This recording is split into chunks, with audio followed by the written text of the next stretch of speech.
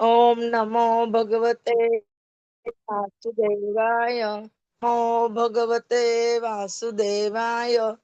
Om Namo Te Vasudevaya. Om Namo Bhagavate Vasudevaya. Narayanam Namaskritya Naram Chaiva Narottamam Devim Saraswatim Vyasam Tattva Jayam Udiret नष्टप्रायेषु भद्रेषु नित्यं भागवत सेवया भगवती उत्तम श्लोके भक्तिर्भवति Hare Krishna today Bhagavatam Canto First Chapter 19 The Appearance of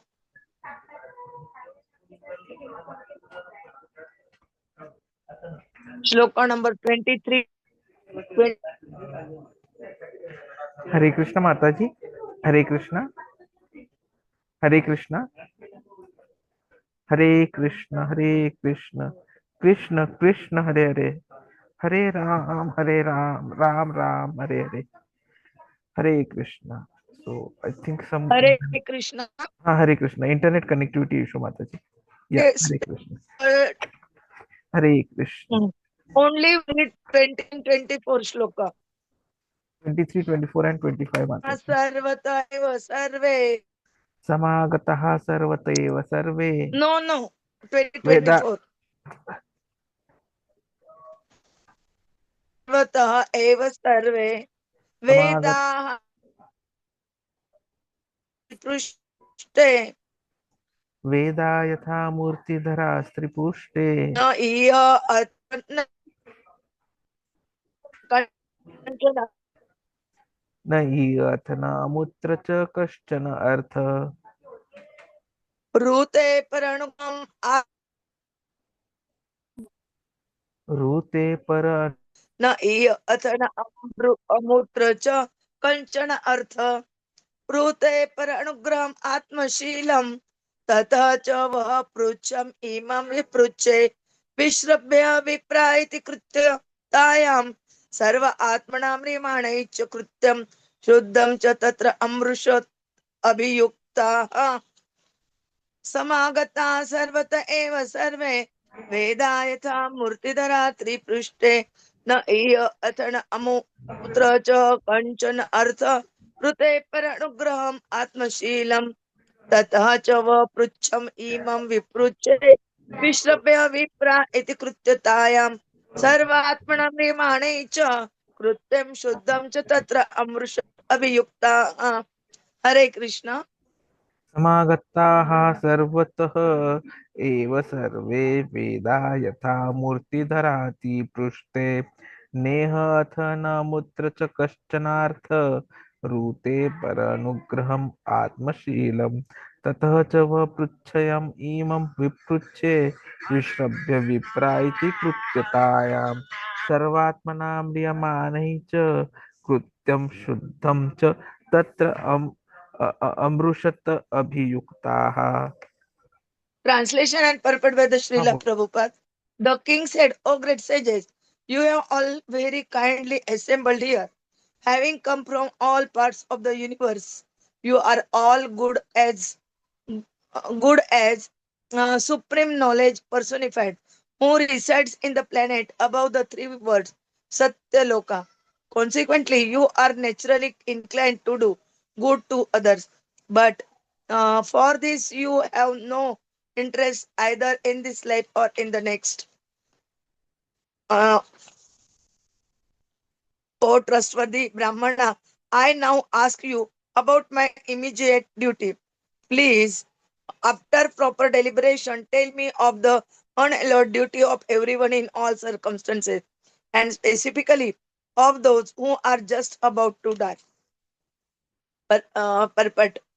Six kinds of opulences, namely wealth, strength, fame, beauty, knowledge, and renunciation, are all originally the different attributes pertaining to the absolute personality of Godhead, the living being, who are part and parcel entities of the Supreme Being, have all these attributes partially up to the full strength of 78%.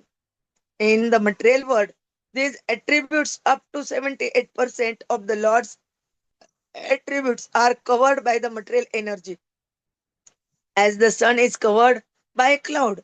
The covered strength of the sun is very dim compared to the original glare. And similarly, the original color of the living beings with such attributes becomes almost extinct.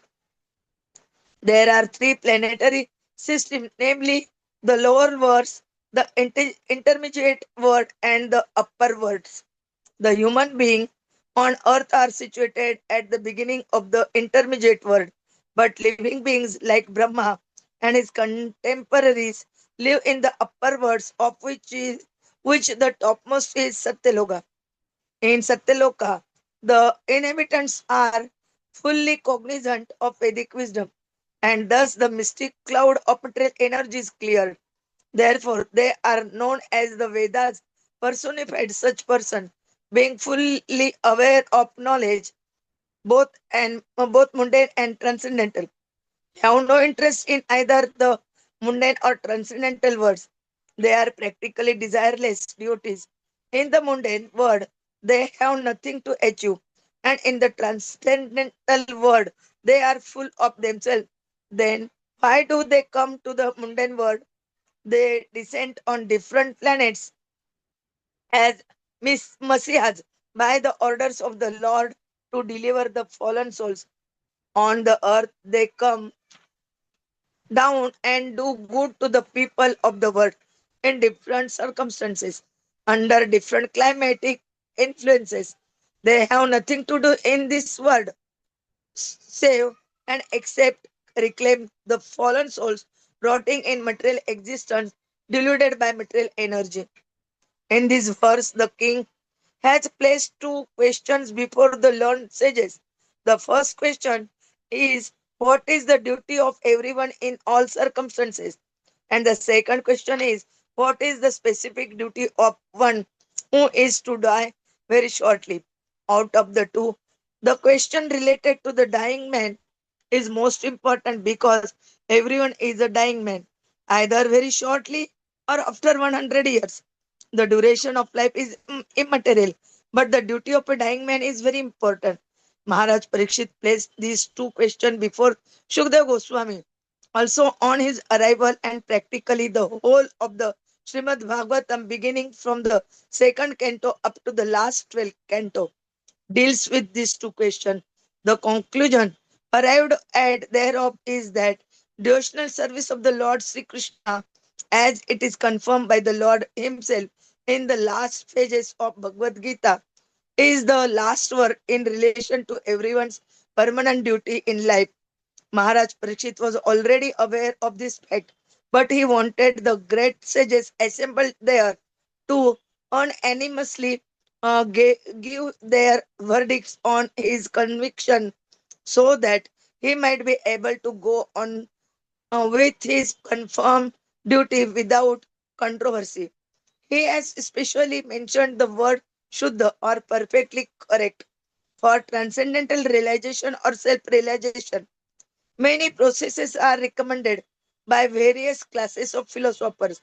Some of them are first class method, some of them are second class or third class methods.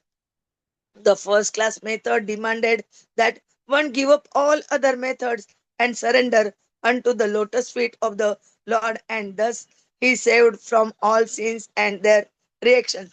Om Jnanatimirandasya Jnananjana Shalakaya Chakshurunmilitam Ena Tasmai Sri Gurave Nama Sri Chaitanya Manobhishtam Stapitam Ena Bhutale Swayam Rupa Kadamayam ददाति स्वपदान्तिकम् वन्देऽहं श्रीगुरोः श्रीयुतपदकमलं श्रीगुरुन् वैष्णवाञ्च श्रीरूपं साग्रजातं सगणरघुनाथान्वितं तं सजीवं साद्वैतं सावधूतं परिजनसहितं कृष्णचैतन्यदेवं श्रीराधा कृष्णपादान् सगणललिता श्रीविशाखान्विताञ्च नमो ओम विष्णुपादाय कृष्णप्रेष्ठाय भूतले श्रीमते भक्तिवेदांत स्वामिनिति नामिने नमस्ते सरस्वते देवे गौरवाणी प्रचारिणे निर्विशेष शून्यवादी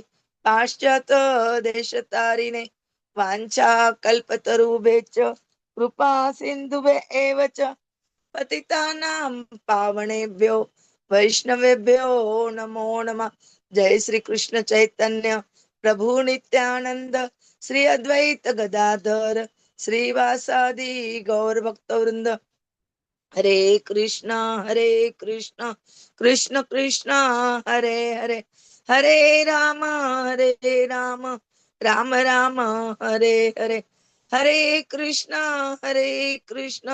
कृष्ण कृष्ण हरे हरे, हरे राम राम राम हरे हरे, हरे कृष्ण कृष्ण कृष्ण हरे हरे, हरे राम राम राम हरे हरे, हरे Krishna.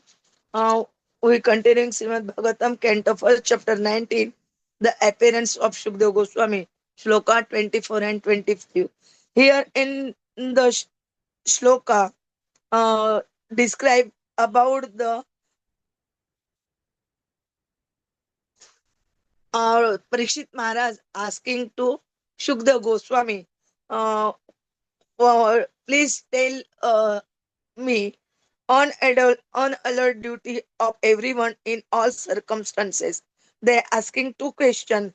One is, what is the duty of everyone in all circumstances? And second question asking, what is the specific duty of one who is to die very shortly? Why he asking this? Because everyone is the dying man, and so this is most important that describe here. And here again describe about the Srimad Bhagavatam started from second canto to the 12. Only these two questions fully discussed in all 11 cantos. And in second shloka, sorry, 23 shloka, 24 shloka, this are describing. And here in 23 shlokas they describe about the great sages, king asking sages kindly assemble there. uh, they are describing glorification of those sages. They are as good as supreme knowledge personified, who reside in the planets above the three words. Uh, three lokas, which are three words: um, Adholok, Madhyalok, and Upper Loka. Upper Loka's last is Satyaloka. Uh, when we reach step by step Satyaloka, then we thought to go Vaikuntha or Golok Vrindavan. All these they describing, Prabhuji will tell us in detail nicely. Hare Krishna. Vancha kalpatarubhyo kripa sindhubhe evacha patitanam pavanebhyo Vaishnavebhyo namo namah. Hare Krishna. Hare Krishna, Krishna Krishna, Hare Hare, Hare Ram, Ram Ram, Hare Hare. So now we have reached that level where we are going to see the arrival of Sukdev Goswami finally. So basically, we are now in a position where very soon we'll get the darshan of Sukdev Goswami, his divine grace, and his self realization. So the shlokas that we are seeing today, actually, it is a beauty of Bhagavatam, how it always focuses on philosophical depth and spiritual significance. What we are learning here is about self realization, of grace, of the saints, and the futility of material pursuits without devotion. So, here, when Parikshit Maharaj starts talking to the sages, he initially talks about the importance of the of the Vedas as well, and he says that all those presence of the devotees of the sages, it's a kindness showered upon him because the sages have come from all parts of the universe. and they're as good as the Veda, the supreme knowledge personified. And who is the supreme knowledge personified? It is Krishna, because it resides above the three worlds, the Satyaloka. And since the sages are carrying the same qualities, same qualifications, they are obviously inclined to do good to others. And they don't have any interest in anything material, either in this life or even the next life.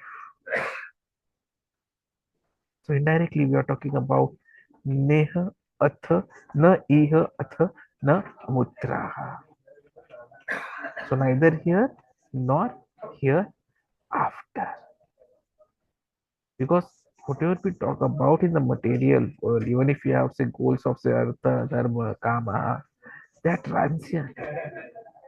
The Kritya, the true purpose, is lying beyond the worldly or even the heavenly rewards.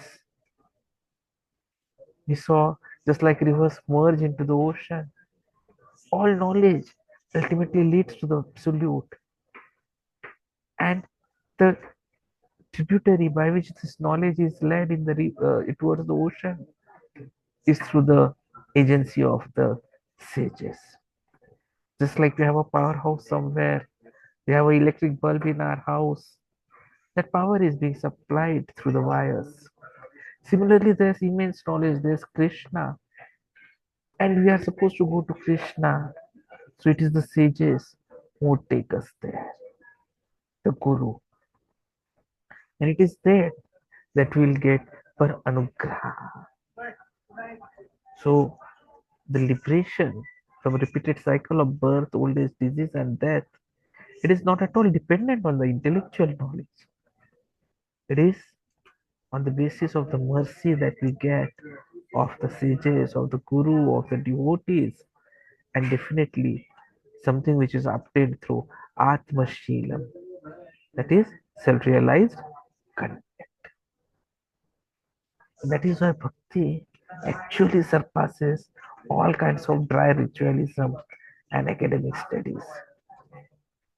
So Parikshit Maharaj is praising the Brahmanas. He knows that he can trust them blindly. And that is why he calls them trustworthy Brahmanas. And because he could trust, he is asking the two most important questions. Generally, we do not open up with our whatever is in our mind, whatever we are thinking with anyone and everyone who is lying about or passing by. We talk about the guhyam aspects only with someone who is close to us, whom we can trust upon. And that is why Parikshit Maharaj, before asking the most two important questions, which are most secretive knowledge, which is going to be shared in response to those questions, is immediately first telling them that I trust you. And hence I request you to guide me what should be done. So he asks two questions. What is the immediate duty? So he is telling, please guide me about the duty. One, of everyone in all circumstances, and two, specifically of someone who is just about to die. Now we know this is something which is guaranteed for everyone. Anyone who has taken a birth will definitely get death. Sure scheme. So he wants to know what should be done, especially by someone who is about to die. So indirectly, what Parikshit Maharaj is doing is he's asking questions for our benefit, so that we get enlightened in this material world, in this age of quarrel, that is Kali Yuga. Prabhupada ji explains to us through the importance of the six opulences which Krishna has. The wealth, strength, fame, beauty, knowledge, renunciation. And since we are parts and parcels of Krishna, we also have little bit, up to 78%. That too, if we reach the Brahma Loka. Otherwise, very, very minimal. The reason? Because we are covered by material energy. Just like sun is giving full sunlight to everyone. But the moment it is covered by cloud, the sunlight is not 100%. Only minimal sunlight passes. So similarly, we are covered by the material energy, and so we are not having all the qualities. We can maximum have 78% qualities when we go to the Brahma Loka. Just like a covered sun is very dim, similarly, our original qualities, attributes have become lesser and lesser.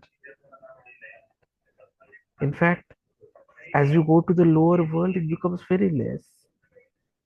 Intermediate world where we stay, it is okay, and upper worlds they are higher.